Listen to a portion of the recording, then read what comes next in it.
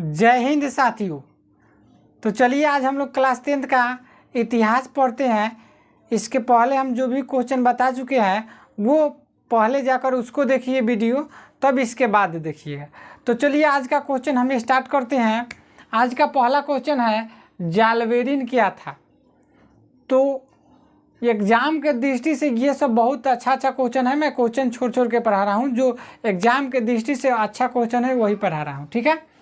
तो देखिए जालवेरिन एक क्या था, शुल्क संघ था, जिसकी स्थापना कब हुआ था 1834 ईस्वी में प्रशा की पहल पर की गई थी, ठीक है। यानी कहने का मतलब हुआ कि जालवेरिन क्या था, तो एक जो था शुल्क संघ था, जिसकी स्थापना 1834 ईस्वी में प्रशा की पहल द्वारा की गई थी, ठीक है।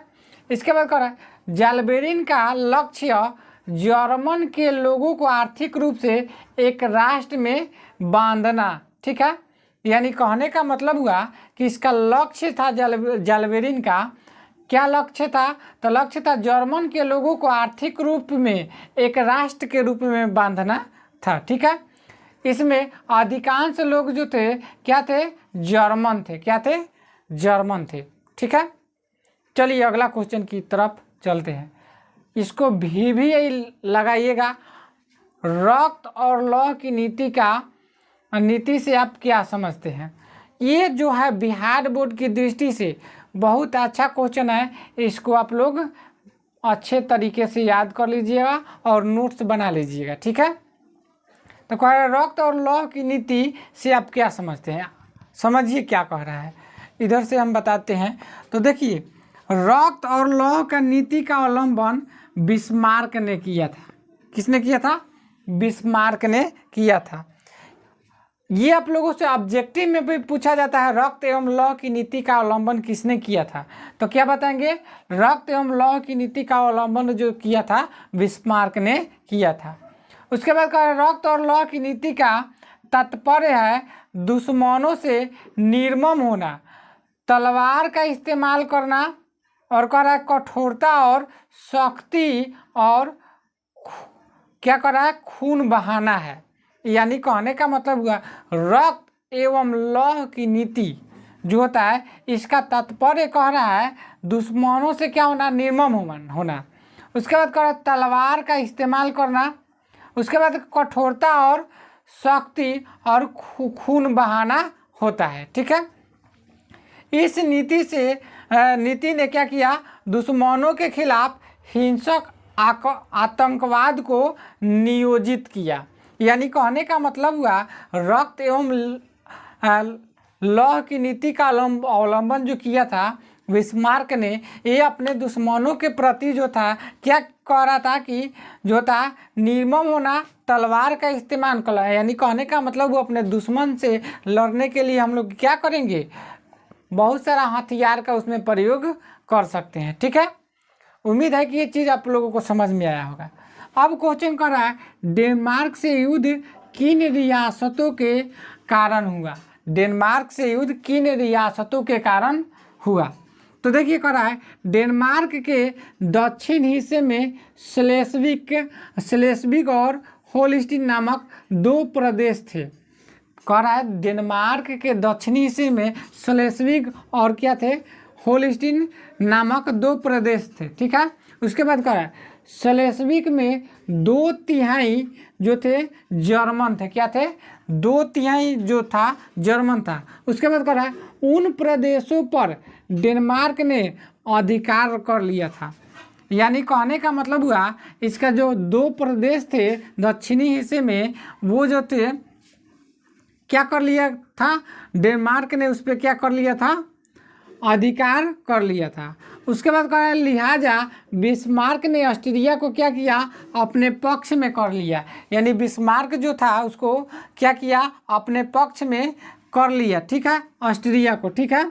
और करके क्या किया, डेनमार्क से युद्ध की घोषणा कर दिया, ठीक है। ये भी क्वेश्चन बढ़िया है। अगला क्वेश्चन देखते हैं। उम्मीद है कि इस चीज़ को समझ पाए होंगे। ये भी क्वेश्चन है, इसको भी आप लोग जो है इटली जर्मनी के एकीकरण में ऑस्ट्रिया की भूमिका क्या थी, ये भी आप लोगों भी एक क्वेश्चन है, आप लोग इसको क्या कीजिएगा, नोट्स बना करके याद कर लीजिएगा। चलिए समझ लेते हैं। कह रहा है इटली और जर्मनी के एकीकरण ऑस्ट्रिया बहुत बाधक था, यानी इटली और जर्मनिया के जो एकीकरण था उसमें ऑस्ट्रिया जो था बहुत बड़ा बाधक था। कह रहा है 1830 के क्रांति के बाद इटली में आंदोलन होना प्रारंभ हो गया था। ठीक है, यानी कहने का मतलब हुआ इसमें 1830 के क्रांति के बाद इटली में आंदोलन क्या था, होना प्रारंभ हो गया था। लेकिन ऑस्ट्रिया के चांसलर मेटरनिक क्या था, ऑस्ट्रिया के चांसलर जो था मेटरनिक द्वारा आंदोलन को दबा दिया गया। ठीक है, यानी कहने का मतलब हुआ 1830 के क्रांति के बाद जो था इटली में आंदोलन होना प्रारंभ हो गया था, तो उस समय ऑस्ट्रिया के जो चांसलर था मेटरनिक, ये क्या कर रहा था, आंदोलन को दबा दिया गया। ठीक है, उसके बाद कहा था जिससे इटली का एकीकरण धीमा पड़ गया, जिससे यानी कहने का मतलब हुआ कि आंदोलन जो था उसको दबाया गया, जिससे इटली का एकीकरण क्या हुआ, धीमा पड़ गया।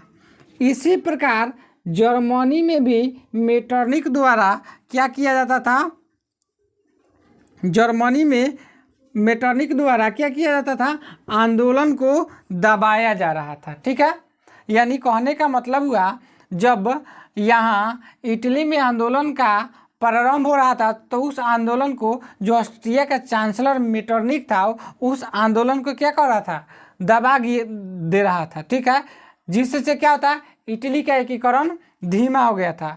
ठीक उसी प्रकार जर्मनी में भी वो क्या करता था, मेटरनिक द्वारा आंदोलन को दबाया जा रहा था। ठीक है, अब आंदोलन जो हो रहा है एकीकरण के लिए उसको दबा दे रहा है जो मेटरनिक था, तो एकीकरण में बाधा होगा।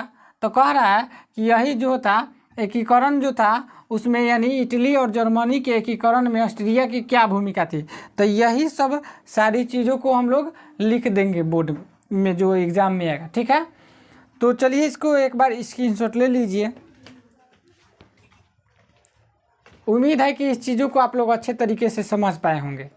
ठीक है, तो आप लोग इस चैनल पे नए हैं तो हमारे चैनल को सब्सक्राइब कीजिए और वीडियो को ज़्यादा से ज़्यादा शेयर कीजिए ताकि सभी बच्चों को लाभ मिल सके। मिलते हैं अगले वीडियो में। जय हिंद।